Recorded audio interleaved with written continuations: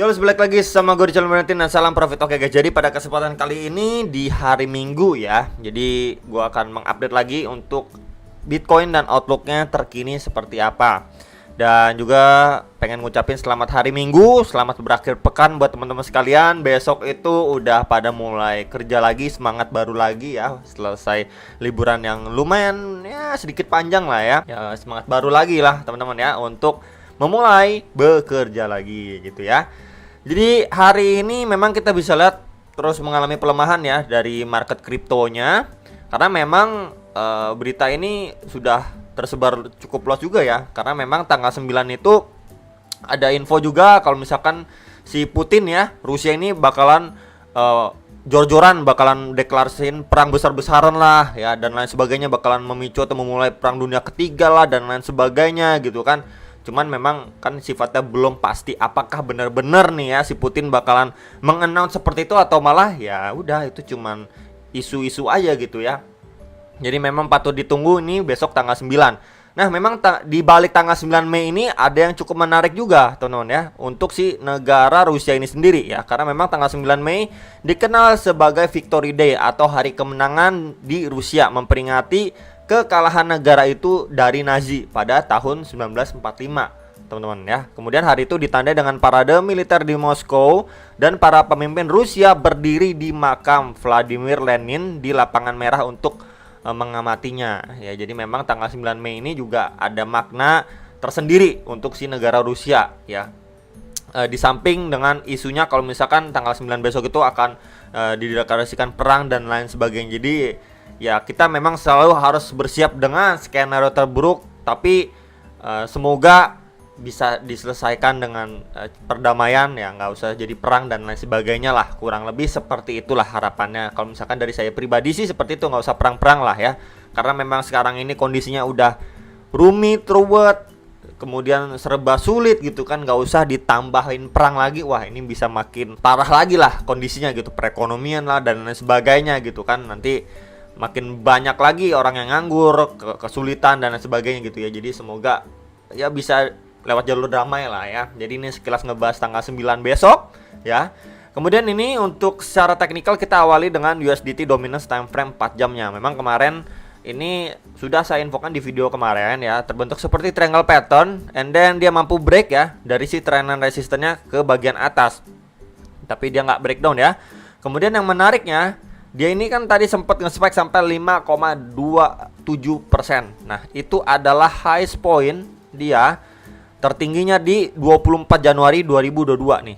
Ya, ketika awal tahun ini dia ngehit sampai situ, langsung kita bisa lihat dia endlosor cukup dalam nih. Wah, langsung endlosor cukup dalam tuh. Dropnya sangat cukup lumayan signifikan. Ya, apakah kali ini akan terulang seperti sebelumnya di tanggal 24 Januari 2022? Kalau misalkan hal seperti ini yang terjadi, ya sorry sebentar.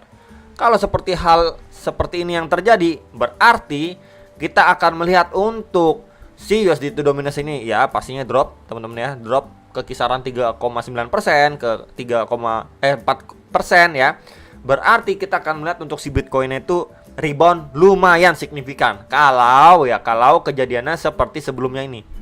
Ya, penurunannya cukup signifikan nih. Tapi kalau memang benar-benar dideklarasikan perang ya tetap aja sih Bitcoinnya bisa endlosor, makin endlosor lagi, enjelep gitu ya teman-teman ya.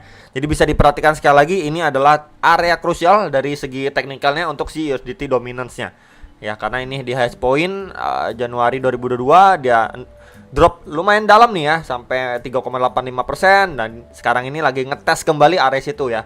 Kalau misalkan nggak kuat ya dia berpotensi untuk drop ya, bisa drop cukup dalam lagi gitu seperti sebelumnya.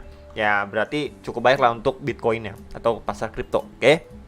Nah, ini untuk si Bitcoin dominance time frame 4 jam. Jadi overall memang dia masih sideways aja.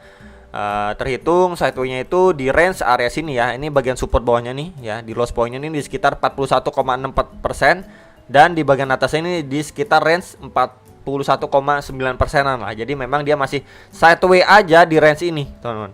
Ya, sempat menguat langsung kepukul mundur, Jadi ya kita bisa lihat sooner or later akan di testing ya EMA 34 dan 55 ini pasti akan menghampiri nih Ya, akan menghampiri, dia akan testing ya. Testingnya apakah kuat? Kalau kuat ya pasti dia akan going up. Berarti altcoinnya itu ya kurang bagus lah ya, akan tertahan. Tapi kalau misalkan dia ketika retest kemudian mendapati rejection, bahkan sampai drop ke support terkuatnya dia, ini di kisaran 41,3 sampai 41,4%, ya baik sekali lah untuk altcoinnya. Ya, jadi memang ini ya masih weekend juga ya, kita lihat dia sideways aja.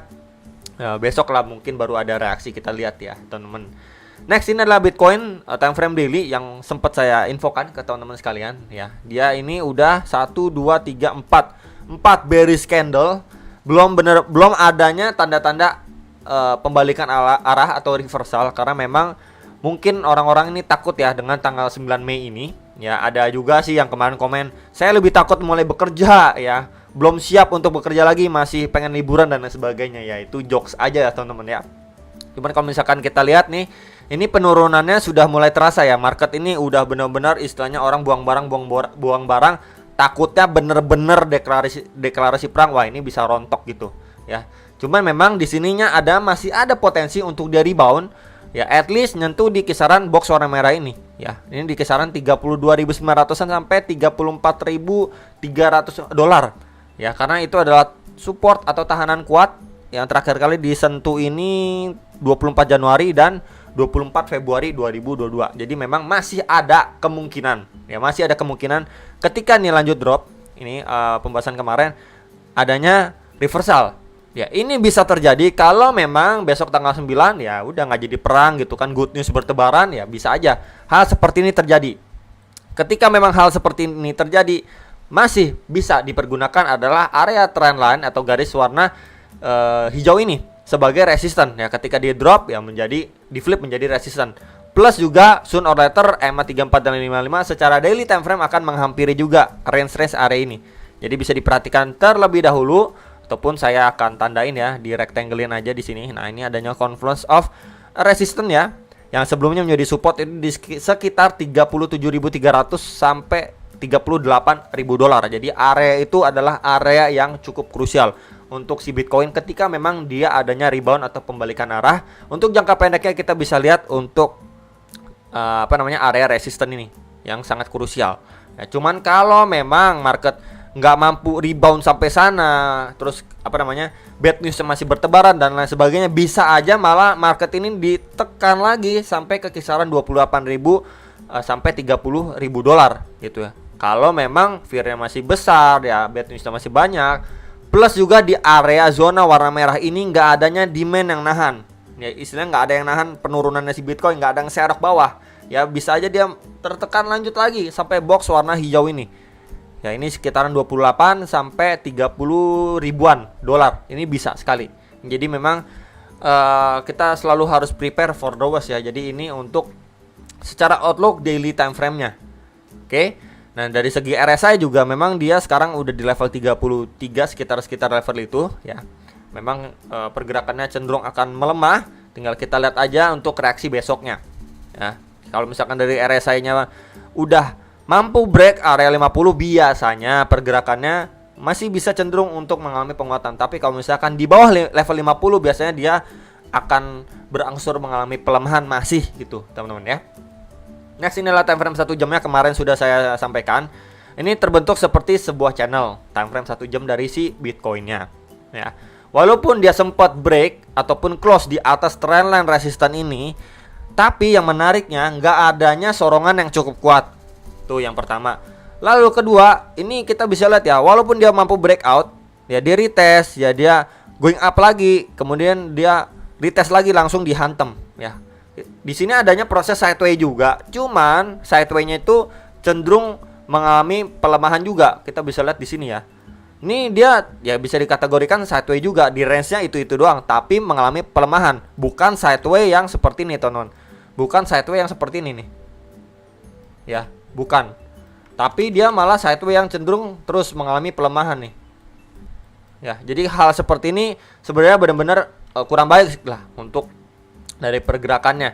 Kemudian dia terdorong masuk lagi ya sampai ngetes ke bagian support bawahnya. Kita bisa lihat sebelumnya ini di tes 1 kali, 2 kali, dan ini sempat 3-4 kali di testing. Yang testing keempat ini sempat jebol. Kemudian gak lama dia rebound nih, teman-teman.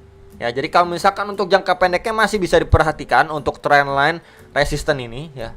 Garis warna biru ini plus juga trendline resisten ini adanya confluence of resistance di sekitar 35.300-an dolar. Ya, untuk jangka pendeknya ini time frame 1 jam by the way. Untuk supportnya masih bisa dipergunakan untuk lowest point sebelumnya atau terakhirnya di sekitar 34.190 dolar ataupun di trendline bawahnya ini di sekitar 34.000 dolar lah. Ya, jadi bisa diperhatikan terlebih dahulu untuk jangka pendeknya masih dia bermain di dalam channel ini. Jadi kurang lebih nah seperti ini. Nah, dia masih bisa bermain seperti ini untuk jangka pendeknya ya 1 jamnya. Ya, tapi kalau misalkan dia endlosor istilahnya atau bener-bener close ya, close candle di bawah trendline support ini ya sangat besar potensinya dia bisa OTW ke sekitaran 33 ribuan dolar. Itu yang harus diperhatikan ataupun hati-hati sama teman-teman sekalian ya. Jadi itu aja yang bisa saya sampaikan untuk video kali ini secara time frame 1 jam daily, kemudian Bitcoin dominance dan USDT dominance juga mengenai info 9 Mei itu. Ya, jadi semoga yang terbaik lah yang terjadi untuk besok ya, nggak usah ada perang juga, bisa diselesaikan dengan cara damai ya, dan juga dari Rusianya memperingati tanggal 9 Mei ini ya dengan apa ya?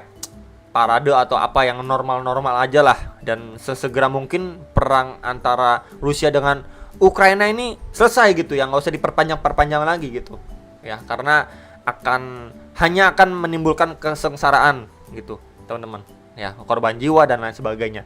Itu aja sih menurut saya dan info yang bisa saya sampaikan untuk video kali ini. Semoga kalian bisa terbantu dan jangan lupa analisa kembali sebelum make decision, dan sampai jumpa untuk next video. Salam profit.